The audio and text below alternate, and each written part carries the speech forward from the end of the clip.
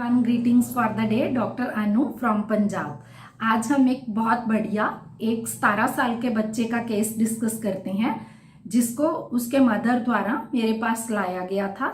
उस बच्चे को कुछ इश्यूज आ रहे थे, behaviour problem we can say, कि उसके मदर ने बताया कि 10th तक ये बच्चा काफ़ी इंटेलिजेंट था और काफ़ी एम्बिशियस भी था कि उसने सीए करनी है, लेकिन अब ये बच्चा 11th में है।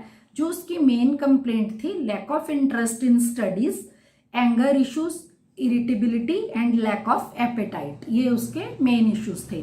ये बच्चा अपने मदर के साथ हमारे पास क्लिनिक में आया था। जब मैंने उस बच्चे से पूछा कि क्या बात है, क्यों ये प्रॉब्लम आ रही है, क्या, क्योंकि यूजुअली 10th के बाद बच्चे नए स्कूल में जाते हैं, कि क्या आपको वहाँ कुछ प्रॉब्लम हुई या टीचर्स पसंद नहीं आए या समझ में नहीं आ रहा। तो उस बच्चे ने मेरे को बताया कि नो डॉक्टर साहब, नथिंग लाइक दैट। मेरी और मेरे घर वालों की सोच में ही बहुत फ़र्क है। जब हमारी सोच ही नहीं मिलती तो पढ़ने का क्या फ़ायदा।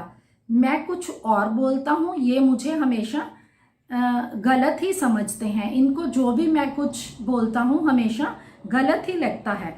देन मैंने उसके मदर से पूछा कि आप बताइए। तो उन्होंने मेरे को बताया कि डॉक्टर साहब, जब हम सब घर वाले रूम में बैठे होते हैं तो ये लॉबी एरिया में आकर बैठ जाता है, और जब हम टीवी वगैरह देख रहे हैं लॉबी में आते हैं तो ये अपने रूम में चला जाता है। इस टाइम आईपीएल के मैचेस चल रहे हैं, तो उन्होंने बोला कि ये आईपीएल का इतना ज़्यादा बच्चा शौकीन था कि जब भी मैच होते थे तो ये, मतलब अगर दिन में 2 मैचेस भी हैं तो दोनों भी देखता था। लेकिन अगर अब हम मैच देख रहे होते हैं तो इसका कोई भी इंटरेस्ट नहीं है, कोई मैच नहीं देखता। किताब को तो हाथ लगाए इसे महीनों ही बीत गए हैं।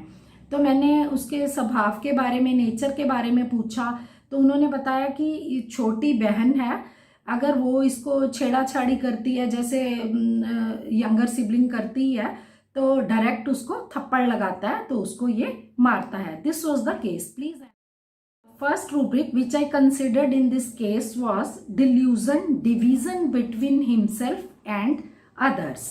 As the patient said कि मेरे और मेरी फैमिली की सोच में बहुत फर्क है।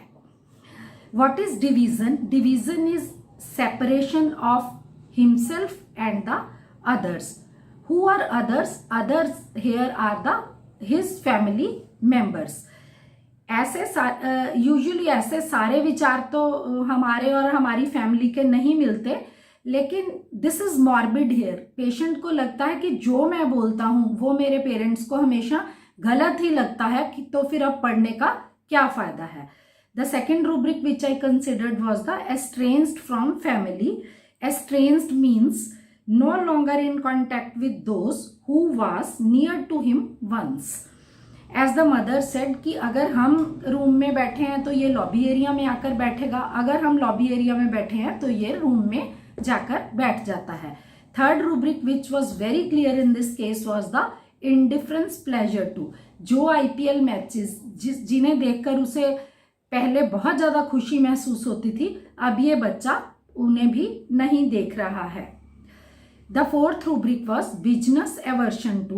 Business for a student we consider is padai, and the patient is no longer interested in his studies. And the fifth and the last rubric which I considered was striking anger from. जब उसकी sister उसे insight करती है या छेड़ाछेड़ी करती है तो mother ने बताया कि डायरेक्ट ही उसे गुस्से में आकर थप्पड़ मारता है। तो इस केस में मैंने नेट्रम कार्ब 200 से स्टार्ट किया, then natrum carb 1m and the last potency was natrum carb 10m। अब हम थोड़ी सी इस केस में मैनेजमेंट की भी बात करेंगे। सबसे पहले ऐसे केसेस में जब यंग बच्चों को इश्यूज आते हैं तो हमें पेरेंट्स को भी काउंसिल करना चाहिए कि अगर इसे लगता है कि आपके विचार और इसके विचार नहीं मिल रहे तो हर बार आप उसे गलत मत बोलिए या अपने बात करने के ढंग को बहुत ज़्यादा पोलाइट कीजिए। एंड अब हम मेडिसिन की बात करते हैं। Never expect the frequent result in these type of cases and always advise the parents to see the minor changes, नहीं तो हम भी डिसअपॉइंट हो जाएंगे कि हमारी मेडिसिन राइट नहीं है और फ्रीक्वेंट हम मेडिसिन को चेंज करेंगे। जब भी आप ऐसे केसेस में मेडिसिन या पोटेंसी की सिलेक्शन करते हैं तो सारी पोटेंसीज ही एग्जॉस्ट करनी चाहिए और पेरेंट्स को माइनर चेंजेस के बारे में कि अगर 5 मिनट भी आपके साथ बैठा वो भी मुझे बताइए, कुछ खाना इसने डिमांड किया या बाहर से कुछ खाना मंगवाया, अच्छे से खाया, या आपके साथ किसी गैदरिंग में गया, कोई घर में गेस्ट आया, उनके साथ ये कैसा बोला, कैसा इसने बिहेव किया, आपने कुछ पूछा, कैसा उसने बिहेवियर अपना दिखाया।